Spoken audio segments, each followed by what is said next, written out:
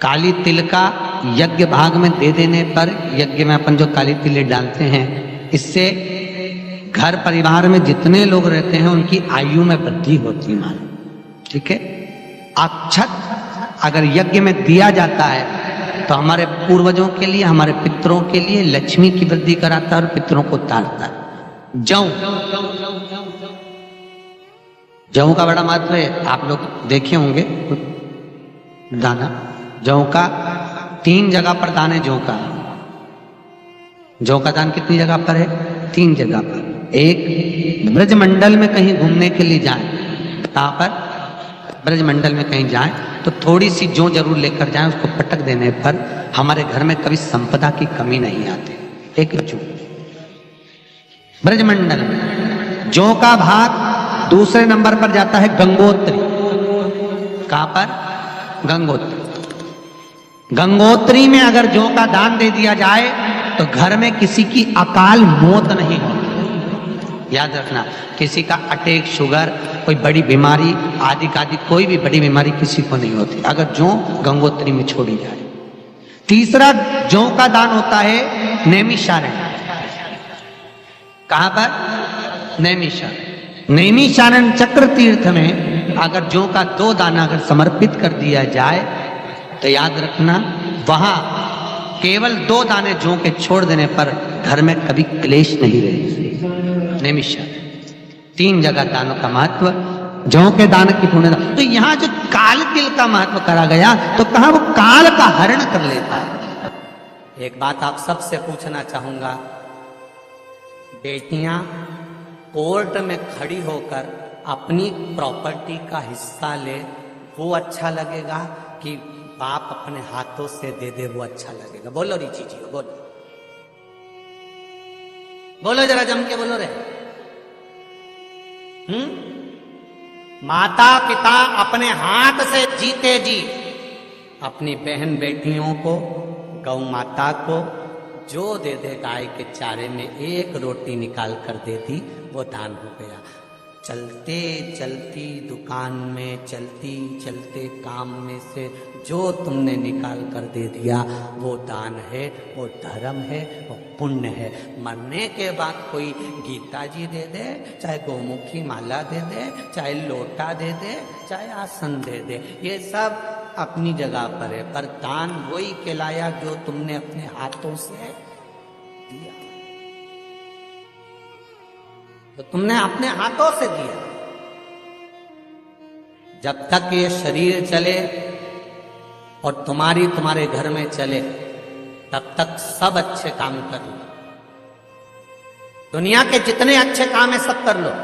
जब तक ये शरीर चले और तुम्हारे घर में चले, तब तक दुनिया के सारे अच्छे काम, दान, धर्म, पुण्य, सत्कर्म, भजन, कीर्तन सब कर लो। क्यों? क्योंकि जब शरीर चलना बंद हो जाएगा और तुम्हारे घर में चलना बंद हो जाएगी, तब तुम कोई अच्छा काम नहीं कर पाओगे। बच्चों से कहोगे तो भी वो करने नहीं देंगे। क्यों? बर्बाद में लगी है। क्या करेगी अब बुढ़ापे में तीर्थ जाके? शरीर से बन नहीं रहा। क्या करोगी कथा में जाकर? इतनी भीड़ पड़ रही है। क्या करोगी वहां वृंदावन जाकर? लोग कहेंगे शरीर चले और तुम्हारे घर में चले, जब तक तुम्हारा रुतबा है, छोरा 10 रुपए दे करा, छोरा गाय को रोटी दे करा, छोरा जा गौ माता की सेवा कर करा, छोरा जा राष्ट्र सेवा कर करा। तुम्हारे घर में चले और तुम्हारा जब तक शरीर चले सब अच्छे काम कर।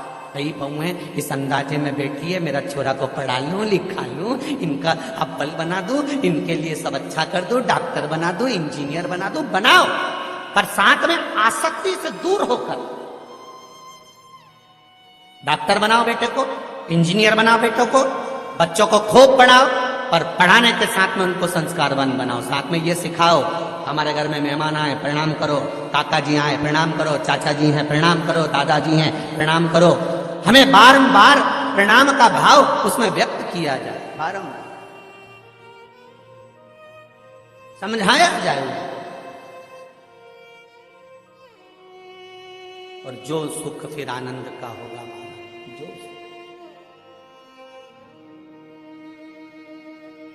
ब्रज ज्वाला ने दीपक को नीचे रख दिया, तब समझाया कि विभीषण की धर्म पत्नी ने गलती करी शर्मा, तेरे से एक गलती हो गई शर्मा कि तूने ये दिया जो था ना, ये तुलसी के क्यारे में रख दिया था, इसको नीचे।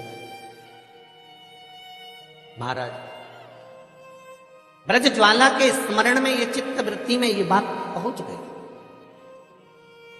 शर्मा की चित्त वृत्ति में भी यह बात पहुंच गई। मैं गलत सोच रही थी कि मेरी जेठानी मुझे समझाने आई है, मेरी जेठानी मुझे बताने आई है। कोई जब समझाता है ना, हमको बुरा जरूर लगता है। सास जब बोलती है ना बहू को कि बेटा ऐसा मत करो, उसमें सास का कोई हित नहीं होता। सास क्यों बहू को बार बार टोकती है? क्या सास को क्या कई बीमारी हो गई इसको कि ये सबको टोकती फिरेगी? नहीं, जिंदगी निकाल दी, पोछा लगाकर, झाड़ू लगाकर, एक एक ईंट जोड़कर ये घर बनाया है, ये परिवार बनाया है। बेटा ज्यादा दाल बन गई फेंक दोगी, हमने इतनी इतनी सी दाल खाकर अपनी जिंदगी निकाली है, हमने दो दो रोटी पर अपना जीवन निकाला है। सास बहू को क्यों टोकती है? केवल टोकने का कारण इतना है कि जो हम पर बीता वो मेरी बहू पर नहीं बीतना चाहिए, इसलिए वो बार बार टोक देती है, बार बार टोकती। और बहू ये विचार छोड़ देती है। बहू को लगता है कि मम्मी की तो आदत पड़ी है रोज टोकने की, मम्मी की तो आदत पड़ी है बोलने की, मम्मी की तो आदत पड़ी है बोलने की। मेरा सासुओं से निवेदन है, अगर तुम्हारी बहू ज्यादा रोटी बनाकर फेंके, ज्यादा सब्जी बनाकर फेंके, तो तुम काय को चुपो? तुम काय को चुपो? तुम भी वो ज्यादा बनाकर रखे, तुम 4 रोटी लेके बैग में निकल जाओ, इधर कुत्ता को दे दी, इधर गाय को दे दी, उधर दे दी। और जब तक तुम पकड़ोगे तब तक बहू छोड़ेगी, और जिस दिन तुमने छोड़ना चालू करा उस दिन से फिर बहू को देख लेना, मेरा पति तो कमा कमा के मरे जा रहा है और डोकरी देखो तो कथा में जाके लुटाई जा रही है, रुक जाओ। और अब उसने जोड़ना चालू करा, तुम्हें उल्टा चलना पड़ेगा। तुम अभी सीधी चल रही हो, इसको सीधी की जगह उल्टी चलो। जैसे वो श्रीमद् भागवत में नहीं आता, वो उसका चरित्र क्या नाम है उसका, आत्मदेव की पत्नी कितनी उल्टी चलती थी।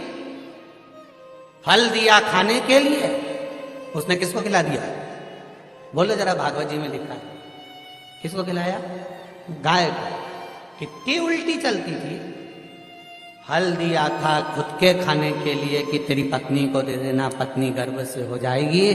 फल ले जाकर वो गाय को खिलाया। होता है ऐसी उल्टी चलने वाली भी बहुत सारी है।